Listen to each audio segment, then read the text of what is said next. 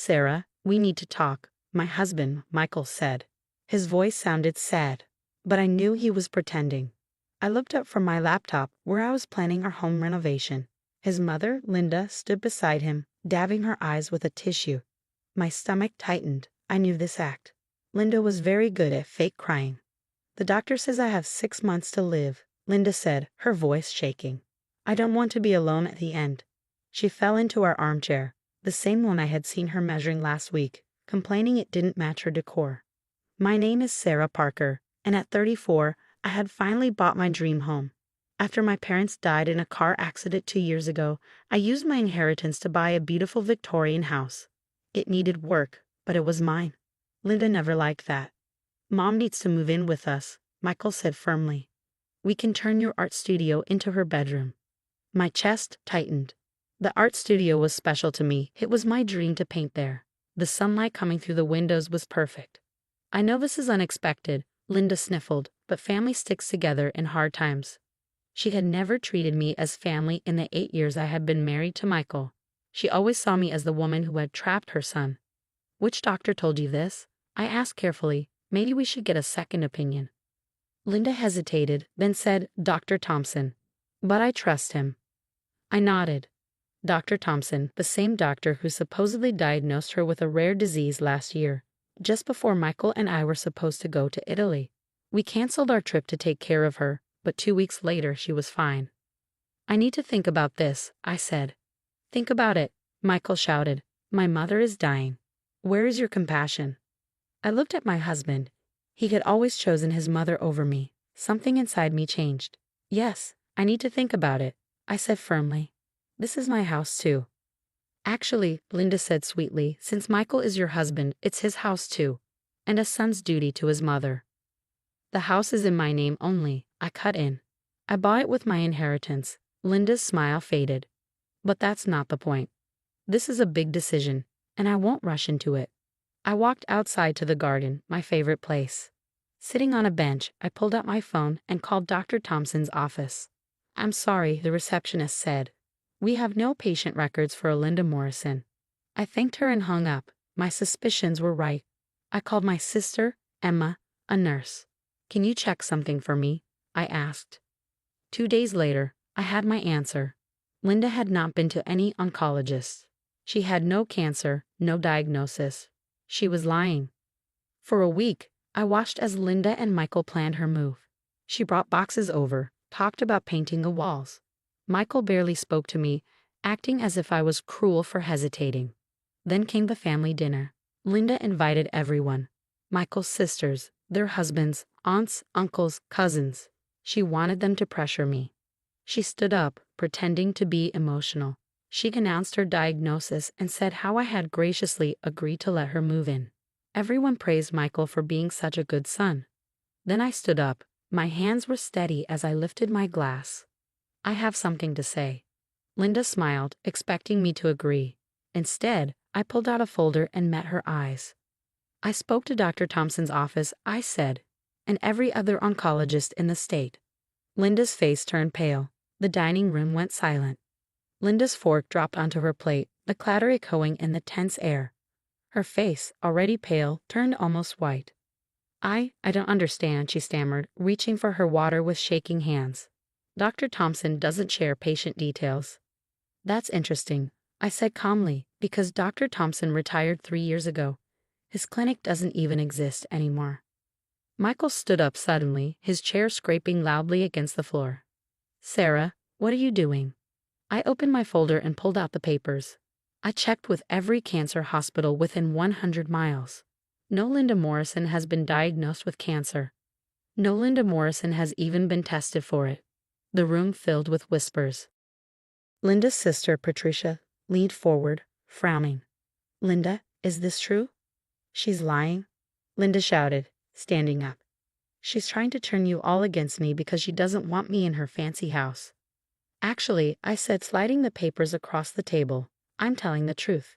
These are the hospital records. You can call and check for yourselves.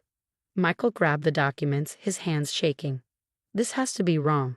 Mom wouldn't. But she would, his sister Jessica said quietly. Remember when she faked pneumonia before your wedding? Or the heart problem when you got that job in Seattle? Linda's face twisted with anger. Jessica, how dare you? I'm your mother. Yes, you are, Jessica said. And I love you. But this has to stop. The lies, the tricks, the drama, it's not okay. Michael sat down, staring at the papers in his hands. Slowly, the truth sank in. The house, he whispered. You wanted the house. Linda lost control. Of course I wanted the house. She doesn't deserve it. She used her inheritance to buy that beautiful home while I'm stuck in my tiny ranch house. It's not fair. Not fair? I repeated, keeping my voice level. Like it wasn't fair when you tried to convince Michael to challenge my inheritance. Or when you told everyone at church I was flaunting my parents' death by buying the house. The shocked gasps around the table told me that Linda hadn't shared those particular details with the family. Michael's head snapped up, his eyes wide. You did what? She needed to be put in her place, Linda hissed. Always acting so perfect, so independent. A real wife would have given that money to her husband. Like you gave your inheritance to Dad? Patricia asked, her voice sharp. Oh wait, you didn't get one. Is that what this is really about, Linda? The truth hung heavy in the air. Linda's face crumpled, not in fake tears this time, but in genuine defeat.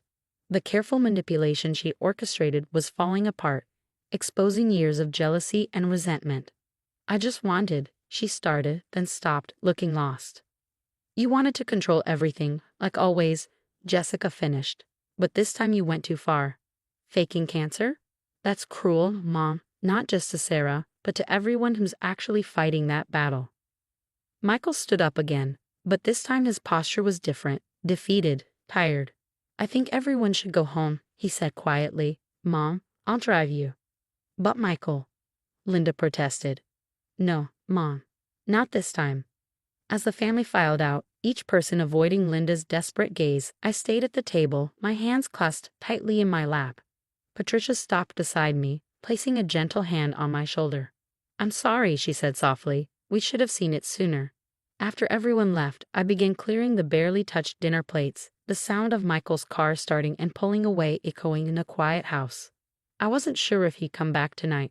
I wasn't sure of anything anymore. But as I stood in my kitchen in my house, I felt something unexpected, relief. The truth was finally out, and with it, the weight of years of subtle manipulation and forced smiles lifted from my shoulders. I walked to the window that overlooked my garden, watching the sunset paint the sky in shades of pink and gold. Whatever happened next, I knew I'd done the right thing. My parents had taught me to stand up for myself, and tonight, I finally had. The sound of the front door opening made me turn. Michael stood in the doorway, his face etched with exhaustion and something else. Shame. I dropped her off at home, Michael said, his voice rough. She cried the whole way there, said I was choosing you over her. I stayed silent, watching as he moved into the kitchen, looking lost in the space that had always been our home. He ran his hand over the counter, the one we picked up together during our renovation. But that's not what this is about, is it? He continued. This is about choosing truth over lies. I've been blind, Sarah, so blind. I leaned against the sink, crossing my arms. Yes, you have. All those times she had emergencies, conveniently when we were about to do something important. He shook his head. The tropical disease before our Italy trip, the heart palpitations when I got the Seattle job offer, and now this. She knew what she was doing, I said softly. She always has. Michael looked at me, really looked at me, perhaps for the first time in years. How did you stay? Knowing she was manipulating everything, watching me believe her every time. Because I loved you, I replied simply. But Michael, I won't do it anymore. I can't. He nodded, sinking into one of our kitchen chairs. I don't expect you to. What she did, faking cancer, his voice broke. My aunt died of cancer last year. How could she use that? I moved to sit across from him, feeling the weight of this moment. Your mother needs help, Michael. Professional help. This isn't normal behavior. Jessica's already looking into family therapists, he said. She thinks Mom's behavior has gotten worse since Dad died. The need to control everything, to be the center of attention.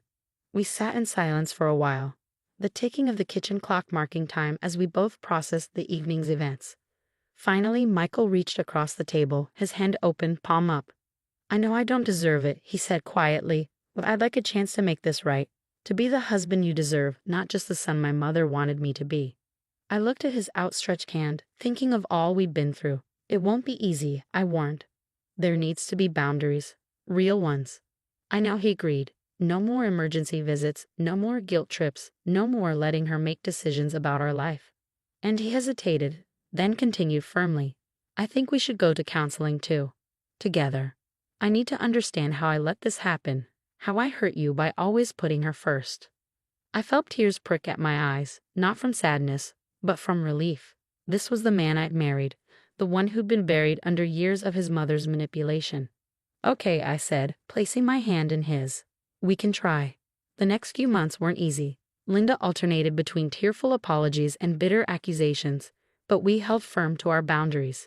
Michael started therapy, both with me and on his own, working through years of ingrained patterns.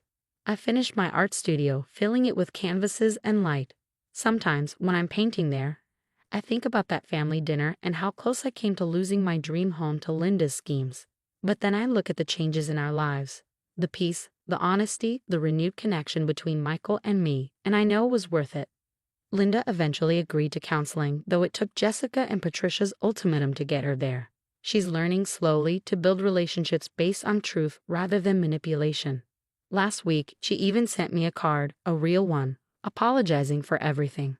It's a small step, but it's something.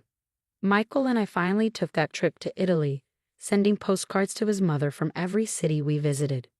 When we returned, our house was exactly as we'd left it. No emergencies, no drama, just home.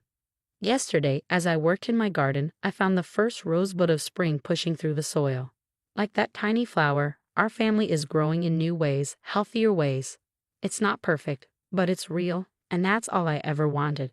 The house stands as it always has, but now it feels different. It's not just my sanctuary anymore. It's our home, mine and Michael's, built on a foundation of truth and trust. And that's something no manipulation could ever provide.